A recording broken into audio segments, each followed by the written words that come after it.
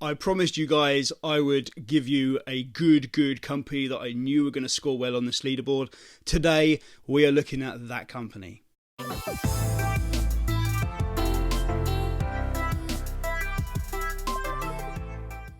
Hey there guys, welcome to the FTSE show with me, Chris Chillingworth, the show where we dissect different FTSE stocks to identify companies that are worth our investment essentially over the next 2 to 5, maybe even longer in terms of years.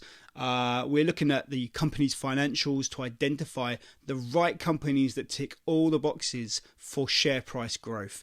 And then we're attributing a score to those companies and adding them onto our rather sophisticated leaderboard, which is starting to pile up now. We've got 10 companies on here. Today we're going to add the 11th, and we've got a real treat in store. Today we're going to take a look at Taylor Wimpey plc. Kind of a household name. I think most people would have heard of Taylor Wimpey. They certainly would have seen the signs around on the new builds that are being put up. This is a company that are doing very well. We're going to look in the numbers in a moment. But I think they're going to score very highly on this leaderboard, and they're going to impress some people. The numbers look very solid compared to a lot of the fluff and the muck that we've been looking at on this show so far. So yeah, I'm excited to get in. I'm excited to show you guys the difference, the gulf in difference between these companies. So let's not delay any further and dive in. Okay, so we're looking at Taylor Wimpey plc, the home building or home construction company. These guys are a FTSE 100 company. Epic code is TW. And as I say, in the sector of household goods and home construction. So these guys are, because they're part of the home construction sector, we have to bear in mind the subprime mortgage crisis of 2008 hit all of the companies that were in that kind of sector. So numbers really took a dive for many of those businesses around 2009, 2010, and we see that across the board of all of these businesses. So that has to be taken into account to somewhat, but also the numbers don't lie. You know, the company didn't do, these companies weren't doing very well during that period. And so if we saw a repeat of something along those lines where house prices suddenly plummeted as much as they did back then, then you know these are the sort of companies that are going to take that hit. Will that sort of thing happen again around the future with property in particular? Hard to say. We're a lot more aware of it these days, so we'd like to think that probably we won't see a repeat of that. There are a lot of talk about student loan debts and defaults on that happening in the future and things like that. Not so much on house, I think, because we've got a much wiser awareness of it these days. But regardless of these kind of predictions and whatnot, let's look at the raw numbers and see what the raw numbers are actually telling us about this company. That's all that really matters. So from 2008 down to 2011, we saw a decline from 3.4 billion revenue down to 1.8 billion revenue. So the revenue of Taylor Wimpey halved over those 4 years. From 2011 onwards, however, we've had a really strong drive to much higher revenues. We've gone from 1.8 to 2, 2.3 to 2.6, nearly 2.7 to 3.1, 3.6, 3.9, and now 4 billion revenue in 2018, with 2019's numbers yet to come out. So that is some strong, serious growth.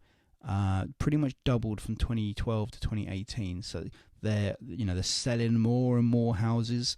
And we've seen this in this industry with home construction. Most of the companies in the home construction sector are doing very well and are growing much like Taylor Wimpey have been. We can look at cost of sales, obviously have been growing along with that at a percentage rate, however, which tells us that the slice of the pie that Taylor Wimpey are keeping in terms of gross profit has been increasing. So in 2012, for example, they brought in 2 billion. They spent 1.6 billion on the cost of sales, which left them with 3.5 billion. That's 17.6% of the revenue they got to keep.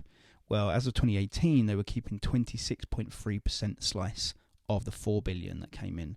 So revenue's gone up, cost of sales have gone up, but the cost of sales have gone up at a slower rate than revenue has. So they're keeping a bigger and bigger slice each year. So that's really positive. That's fantastic. That's exactly what we want. More money coming in, less money going out, and the slice of the pie that Taylor Wimpey as a business are keeping has been increasing year on year, and with consistency. I mean, you can see this has been happening. This this percentage rate rise has been going on since 2010, since 2009, when they were posting, unfortunately, losses because of the subprime mortgage crisis. But from 2010 onwards, the recovery has been obvious, and they're doing very, very well there. Looking at expenses were very high in relation to the revenue coming in back in 2010, taking up 78.8% of the gross profit. As you can see, that percentage rate on expenses has been going down. It reached a kind of a bottom at 2016, and we've seen a bit of a jump up in expenses over the last 2 years. But obviously, at 31% and 22.9%, those are levels that we would be comfortable with. There's nothing in R&D or depreciation, so those have obviously been factored into the overall expenses, which a lot of companies do. We can look at, obviously we can see it's an obvious growth in operating profit, therefore, which is what's left after those expenses have been removed. Interest on debt is being operated on at a very comfortable level. It makes up 3.2% of the operating profit, so 26.3 million being spent on interest on debt is actually pretty damn good, considering they've got 828 profit at that point, so they're doing fine. The next thing I want to therefore look at, coming all the way down, we can bypass tax, I'm not really interested in that, but what's the net earnings then? What's the company actually making? So again, subprime mortgage crisis period of time, 2008, 2009, they made big losses, 1.9 billion lost in 2008. Then it was only 656 million lost in 2009.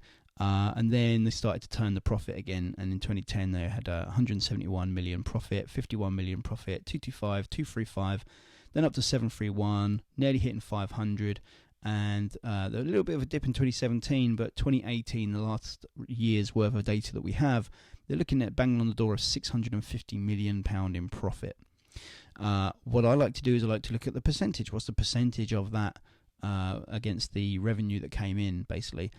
So we were looking at 11.1%. So the way I break this down is essentially what's the slice of the pie that Taylor Wimpey are left with after everything is deducted. So take the revenue that's coming in, make all the deductions that you need, the taxes, the expenses, all of these costs that are involved in Taylor Wimpey running their business. What is left for the shareholders who own the business? And back in 2012, that was 11.1%. It's gone up to 15% in 2015, and it's sitting at about 16% in 2018. So 16% net profit a year is very, very comfortable. It's not the most exciting number I've ever seen, but it is very, very healthy, plenty of margin there. And this is a company that, if they continue operating like that, are probably going to be making a profit every year for many, many years to come. So it would take a huge change to knock them down into making any losses. So this is a very profitable company, which is great. That's exactly what we were looking for. Looking at the assets against liabilities, really healthy. The assets covering liabilities by a rate of 4.2. So for every liability, every pound of liability that this company has, they got £4.20 of assets. So that's really, really strong. I want to come down to debts. So short-term debt borrowing was at 124.5 million in 2008, but since 2011 they've had no short-term borrowing or no short-term debt at all. So that's really good. Long-term debts was at, in 2008, at 2.1 billion. Which has been eaten away at for the last 10 years, and it now sits at 90 million. So bear in mind, this is a company that makes 650 million in profit a year. When they're holding 90 million in debt, that's fine. You know, they could pay that off next year completely if they wanted to. But again, like I always say in most of these videos, if you're borrowing debt or borrowing money at 5% and you can do something with that to turn it into 11% return, it's good debt. You know, borrowing at 5 but using it to make 11, then you would obviously keep borrowing at 5, wouldn't you, and keep doing that. So not all debt is bad, and this is a company that could easily pay that off if it was bad debt anyway. So that's all really, really healthy, really happy with that. Retained earnings, so what's the reserves looking like? Well, back in 2008 they were sitting on 838 million. Today they're sitting on 2.1 billion in their reserves pot. That's really healthy. This is a company that makes 650 million a year, and they're on top of that they're sitting on 2.1 billion. and the retained earnings growth, let's call it over the last 5 years. What's the average growth of that pot over the last 5 years? That sits at 13%. So on average, every year that retained earnings is increasing by 13%. Really positive. That's a really strong amount. So loving that. The return on shareholder equity, what return are they getting off the assets that the company owns? So, back in 2011, wasn't so hot. Things started to really improve in 2012 and they were sitting at 11.3%. That's the return that they were getting off the equity of the assets that the company owns, minus liabilities. In the last few years, it's really started to hit some impressive numbers. We're looking at about 20%, aren't we, over the last 4 years, consistently. So that's really impressive and good stuff. Okay, then, so quick look at the charts then for Taylor Wimpey. And you can see here the massive drop-off that we saw, falling from a share price of about £2.70 a share all the way down to almost nothing in that subprime mortgage crisis period. And this is indicative of all of these housing construction companies. They all suffered quite severely during that period of time. What I'm more interested in here, though, really is the growth and the recovery. So we tracked those numbers from about 2010, 2011, when things really started to pick up financially for them, and you start to see a reflection of that in the share price. As you can see, things started to happen for them around 2012. They started to break to new highs. They started to break out of that range of 20-40 pence a share up to 50 pence a share, and then in 2012, 2013, it really started to take off. We're now looking back up at £2.17 per share. Not far off where they were prior to the subprime mortgage crisis, and we've definitely seen some growth there. It has been stagnant, I would say, relatively flat since about 2015. Not really sure why that is, if I'm completely honest, because the numbers have definitely been showing growth, haven't they? We just looked at the numbers there, and from 2015, 2016, 2017 and 2018, the last 4 years, we've definitely seen some revenue growth. We've seen a reduction in expenses. We've seen net profits increase. We've seen reserves grow. So I'm not entirely sure why the share price has not been playing ball with the decent results this company have been churning out. However, very recently we were breaking out to new highs again for the first time. So as you can see here, for a long time we were stuck at a limit of about £2 and 8 pence, £2 10 pence probably is that top limit here. And we've recently broken out of that. I'm a shareholder in Taylor Wimpey because the numbers suggest that this is a company with potential share price growth. They tick all the boxes and they look really solid. So yeah, I'm bullish on Taylor Wimpey. These new highs are exciting. That may be a sign of something happening now. The previous new highs that we saw back here really did mean something as well. So I'm hoping that this new high has something to say. This is a company that are providing and showing some fantastic numbers. So let's take a look and see how they fare on the leaderboard. Okay, so Taylor Wimpey looking pretty damn strong, I would say. If you watched any of the previous episodes and we've looked at some of these other companies, these other 10 companies that we've looked at, I hope you can see the difference there between these companies and the percentage rates and just the way that they're running their businesses and the amount of profit that's being churned through. Taylor Wimpey have scored very, very well. So let's chuck them up on the leaderboard. I lost my pen. I found it. So I did promise a good company, and they have smashed it, as I expected. Taylor Wimpey score 123 points. So, yeah, proper smashed it at the moment. These guys are going top of the leaderboard. I've just realised that means I'm going to have to individually move every single one of the existing 10 down a notch. I'll edit the video so you don't have to watch me do that. Okay, so I've saved you the pain and suffering of watching me do that.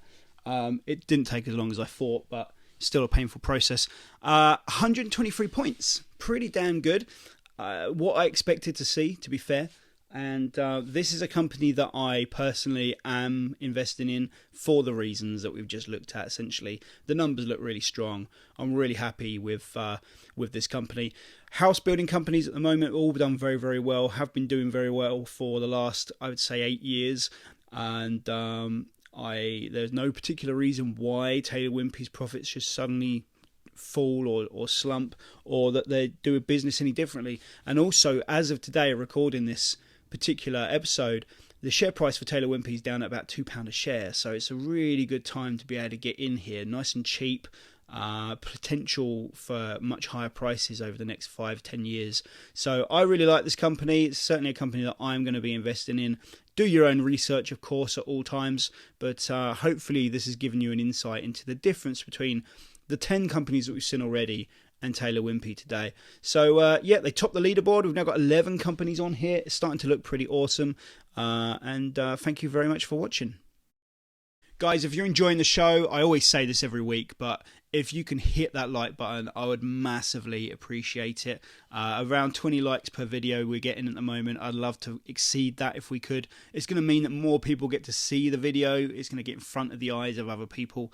And the more people that see this stuff, the more I feel like I should continue to do it. So thank you so much for your support. If you are hitting that like button every week, a massive thanks from me. Thank you so much for tuning into this particular video, and I'll see you next week. Cheers, guys.